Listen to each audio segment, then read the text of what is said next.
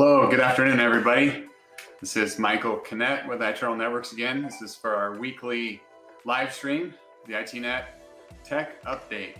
So we'll be talking about cybersecurity news, technology news, information, and things that affect businesses in the great state of Nevada, as well as other places. But our focus is definitely on Nevada. And also share some tips and tricks and some things, some information to help you in managing your cybersecurity and helping be cyber resilient.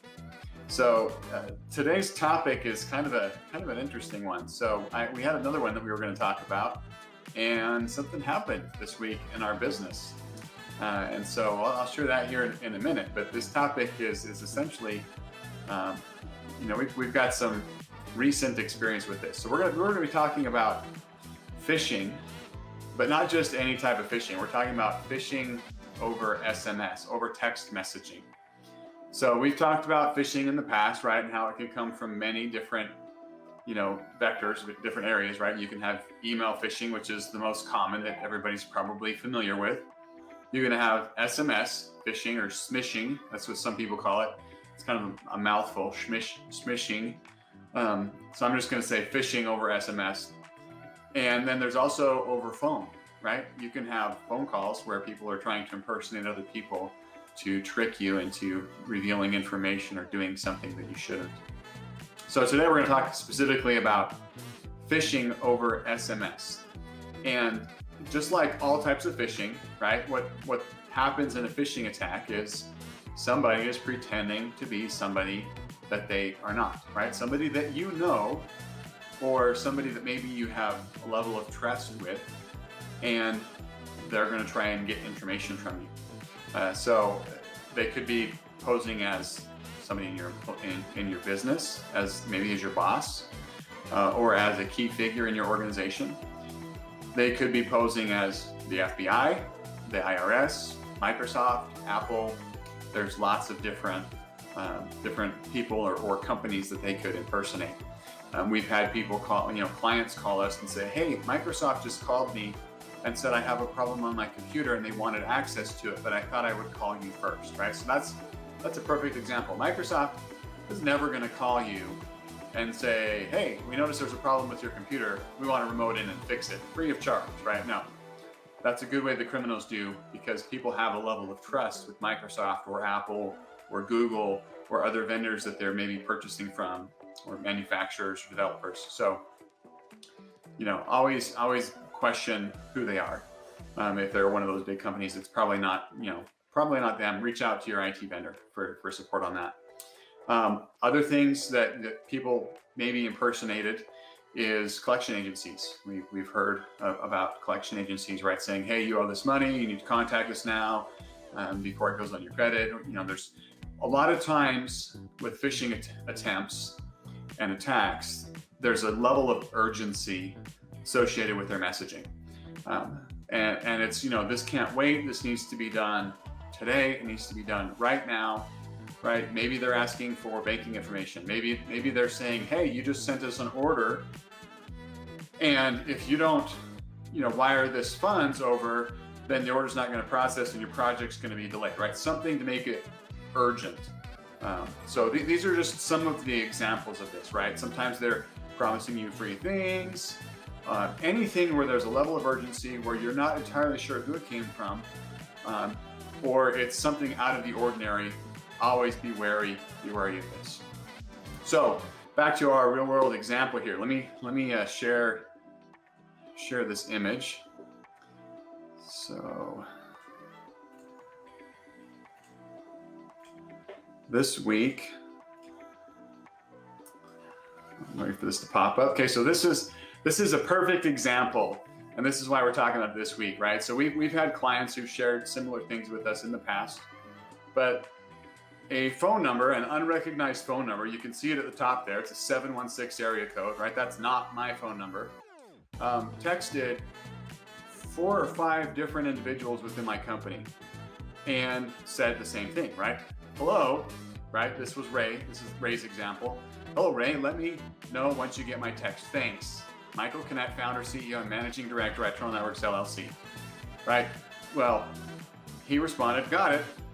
This person said, hey, I'm currently on a conference call meeting right now, and I need you to perform an urgent task for me, right? So just like I said, urgent, right? There's something urgent here. It can't wait. And Ray said, okay, what's up?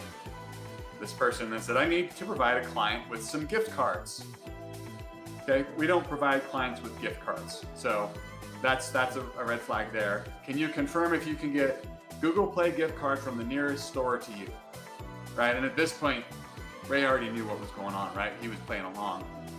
Ray messaged me and said, hey, just making sure this is not you, right? And around the same time, I got messages from 2 other employees that said, hey, just making sure you didn't get a new phone number, right? And they sent me something similar. So we've had clients and other organizations that we've talked with in the past that have fallen for this, right? They've had employees fall for this.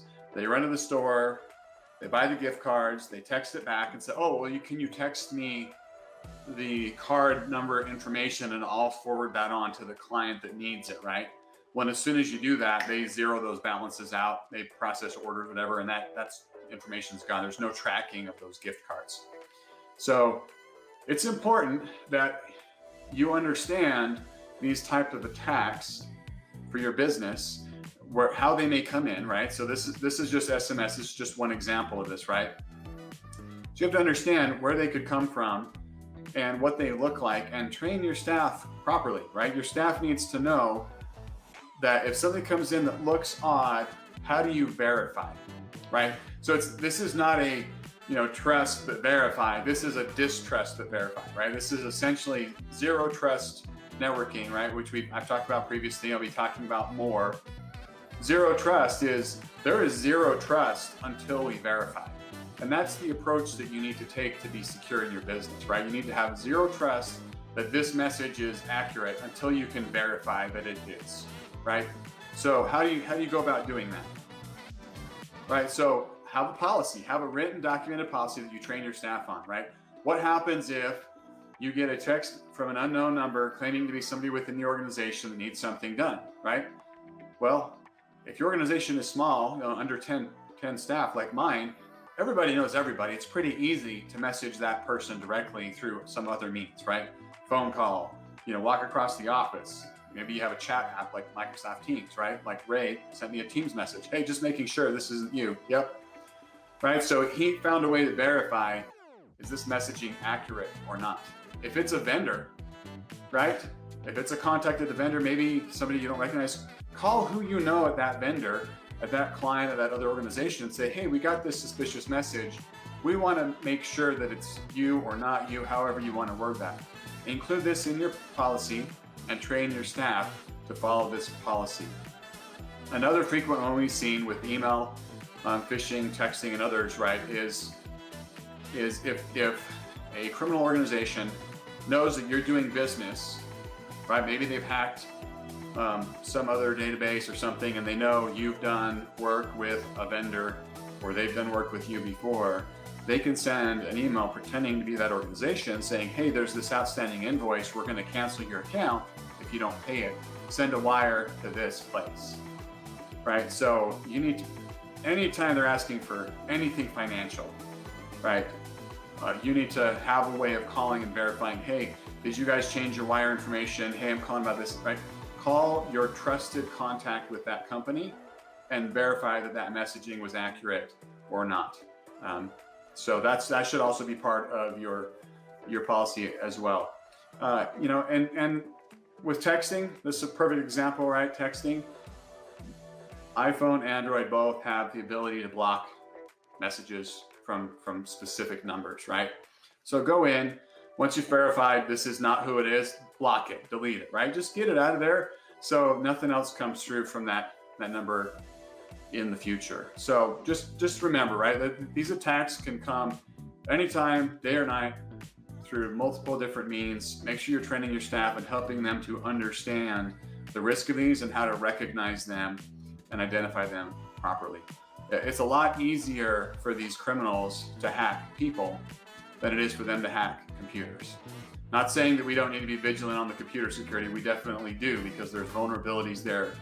But most attacks come from the criminals hacking people. and tricking the people into doing something for them to get them financial gain, information, or access to systems that you don't want them to have. So hopefully this is helpful for you. If any of you have any questions on how to train your staff on this or how to build a policy, we have sample policies. We can assist with training as well. We'd be glad to help improve your cyber resilience or training your staff. Reminder, we do have a webinar coming up in May. It's going to be May 12th at 1 p.m. And we're going to be talking about why your company needs a cybersecurity risk assessment. We've talked about these a lot in the past, right? Cybersecurity risk assessment is essentially establishing a baseline. What is your level of risk in your organization? What should be areas of concern in protecting of your personally identifiable information, company data, company details, employee details, if you're process credit cards, your PCI data, if you're healthcare, your HIPAA data, right? Is identifying where that data is and what's the level of risk on those systems.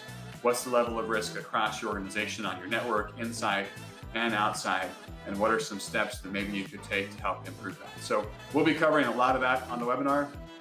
I will make sure in the comments below we post a registration link for that. Hopefully we can see you on there. If you're watching this live, thank you so much for taking the time live to watch this. I haven't checked if there's any questions. We'll do that here in just a second. But thank you for those that are watching this. Let's see, where's my comments? Let's see. All right, Corey. Thanks for watching, Corey. Not a question, but said hello. So I need to make sure I'm watching these feeds here so that I can see what's going on. But glad to see you're on here. No questions coming up so far. So we're going to do these every Friday at 1 o'clock, and I'd love to take time and answer any questions that anybody does have. So if you have a topic that you'd like us to cover on one of these live streams, send it to me. Whether it's a direct message or a comment in one of these. I'd love to answer the questions that you have, the concerns that you have with managing the IT and cybersecurity in your business. So hopefully you guys have a wonderful weekend, and we'll talk to you next week.